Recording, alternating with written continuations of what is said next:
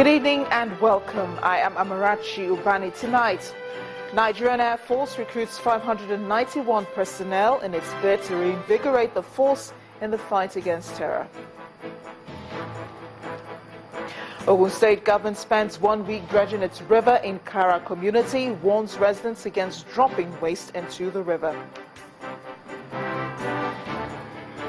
Delta State Avengers again blew up Chevron and NNPC facilities in Delta State despite consideration of dialogue by the federal government. And at least 125 people are killed as they shop ahead of Ramadan festivities in Baghdad.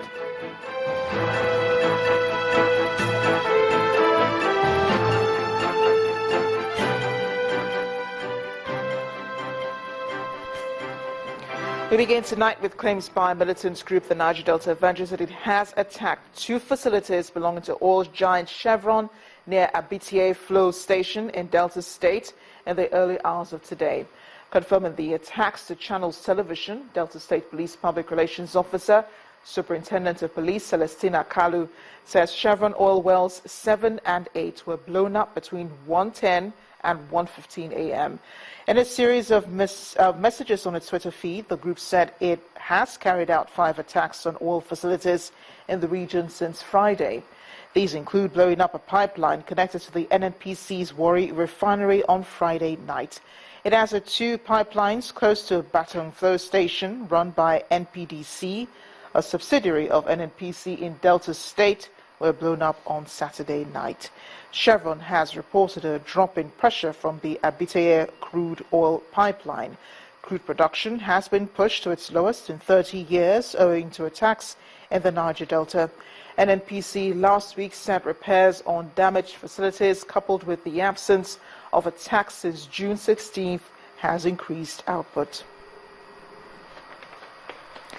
Meanwhile, troops of 2 Brigade in the Nigerian Army have raided gunmen's hideout in and ended their activities along a highway in Thai local government area of Rivers State. The soldiers responded swiftly after they were informed that the gunmen were shooting sporadically and harassing residents in the affected area. Several ammunition were recovered from the gunmen while 2 of them were killed. The Army says some of the culprits also sustained injuries as they fled the area. Law-abiding citizens are encouraged to go about their lawful activities as normalcy has been restored to Thai local government area. The public is also being reminded to continue to provide security agencies with useful information to combat crime. The Chief of Air Staff, Air Marshal Sadiq Abubakar, has reminded officers and men of the service to always uphold the tenets of professionalism, discipline and sacrifice, for which the Nigerian military, especially now, the country is facing several security challenges. Air Marshal Abubakar was speaking during the passing out parade of 591 recruits of basic military training course at the Air Force Base in Kaduna State. Senior military officers, security operatives, senior civil servants, family members and friends converge on the parade ground of Training Center, Air Force Base, Mando, in Kaduna State, for the passing out parade of 519 graduates of Basic Military Training Course 35.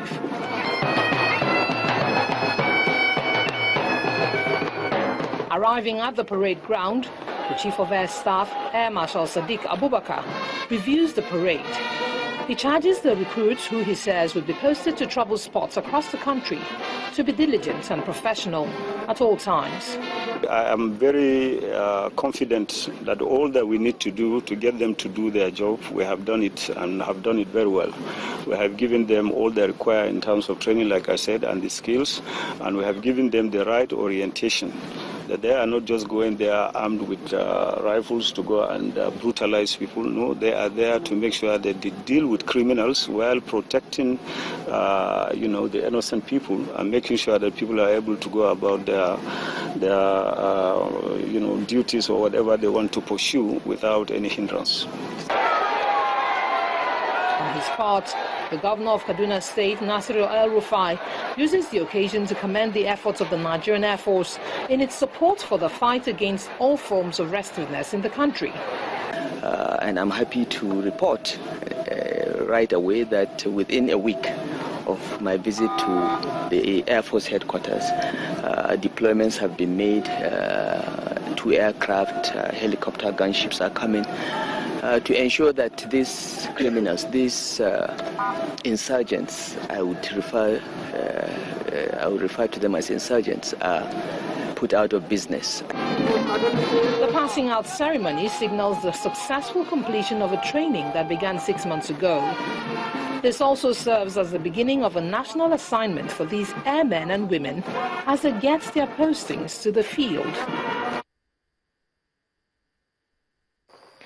To environment now, for 5 days, massive dredging work has been ongoing in Ogun River. This follows the sudden drying up of a section of the river behind the Kara market area. Our next report takes a look at the ongoing dredging work and the effort by the Ogun State government to reclaim the riverbank. They do warn that some of the videos you're about to see may be offensive to some of our viewers. Attention shifts to Kara Market area soon after reports that a section of the Ogun River area had dried up. Many reasons to explain the development came from geographers to experts in river analysis, and the consensus was that the human activities there provided the opportunity for water hyacinth to cover about 500 meters of the river. During the dry season, you see the water hyacinth accumulating around that place because of the stand of the bridge, the foot of the bridge. And during the rainy season, the water hyacinth will move to the lagoon through Ikorodu axis to the lagoon there. So, but because of the human activity going on there, which is on the increase, you have the animals and other things that they get from they are working on being dumped into the river. And also, you have construction work going on here, where the people will throw part of the bamboo into the river, and because of that, you have that blocking the pathway through which the river is supposed to flow past the foot of the bridge. After these side attractions,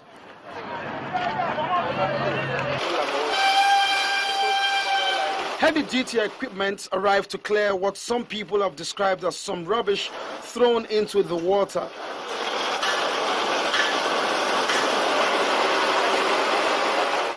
So far, it's been very challenging reclaiming the water and clearing the waterways for free flow.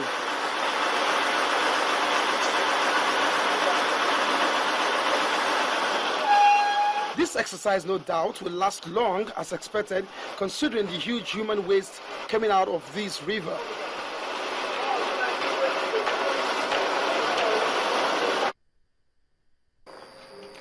To discuss the developments on the Ogun River is the Ogun State Commissioner for Environment, Mr. Bolaji Oyeleye. You're welcome to the News at 10 again. I remember the last time you were here, you were telling us reasons for, that phenomenon that happened a few weeks ago, and now the work has begun. It took almost 2 weeks for work to begin on dredging of the river. Why did it take so long? Well, thanks for having me. Reasons for that is very simple. We are challenged by the terrain of the river. Going by the footage of the report you have just seen, we had to, bring in a barge, and that came in from the creeks. So we had to follow the lagoon via the Ajegunle waterways. And we got to Ajegunle where the bridge is so low, so we had to try 3 different barges before we were able to, get successful with the last one. And effectively, work has started since Wednesday. You could see a lot of work is going on there now, and I believe it's going to take us a bit of time for us to effectively, clear the waterways. Yeah, we saw, in that report, we did see some of the work going on, all the stuff coming out of that river. It seems like, these things have been in this river for such a long time. When was the last time that this river was dredged? And, how often will we see this dredging going what on? you're seeing on the footage, it's not so much of human activity there. It's basically the hyacinth. It's has cultured over time, and if you remember some of your reports that the river was clearing upstream, it wasn't clearing, it was only compressing. And going by the size of what we have there, you could have a thickness of over 6 feet. So basically it has compressed, it's decomposing, and that is why you have the stench and you have the rust, the rustiness of the decomposing nature of those hyacinths. Will there be any impact on the environment, with this, either the dredging going on or, for as long as this continues while we're trying to clean it up and so on? And will there be any effects on the environment? Well, basically the effect that it has on the river is that hyacinth by nature depletes the oxygen, in the water, and that will affect the fishes. Other than that, it also, affects the transiting of boats and other craft on the waterways. Other than that, there's no serious impact, as it were, on the environment, other than for us to look at other positive ways of what hyacinth can be used for, which a lot of people around here have not been able to take advantage of. And I remember the last time you were here, you spoke about human activity being one of the reasons why, this happened. And you said the state government was talking to people who live around that area to encourage them not to throw things into the river. But there's also been talk about the government helping to relocate those people, asking them to leave. Is that still ongoing, or is that still in the works? You're still planning to move people from that area so that this river can flow as freely as it should? Yes, clearly there's plans are underway to relocate the cattle market in Kara. And that will be achieved very soon by the grace of God. During this administration, we plan to move them. But however, the activity is not enough, to be blamed for the clogging of the river. If you see most of what is coming out of those from the river, it's not human waste. It's those hyacinths. It's clear. But you said human activity was contributory human activity added to it. This blockade. Human activity added to it. Some of the time we're there, you see people dumping, right there in front of us, right from the bridge. So that is what, you can attribute to human activity. But this clogging that we are experiencing, the one we are investing and evacuating now, cannot be solely, blamed on human activity. Will there be a timetable from now on this regards removing water hyacinth from this river? I mean, because this has happened now. What if it happens in the future? Will there just be a timetable to say within 3 months or so, this dredging will go on? I think what I should speak to is that the Ogun River Basin Authority has convened a stakeholders meeting, Lagos, Ogun, and the Federal Inland Waterways on future anticipated occurrence of opening of the dam. Because dams have to be opened from time to time, so they have convened a meeting so that next time the dam is going to be opened, everybody will be, in the know. Thank you so much for joining us tonight, Mr. Oyele. I appreciate your spending time with us on the News at 10. Thanks for having me. In part 2, after the break, Benue State government warns against diversion of public funds allotted to developing the state's education. Please join us again.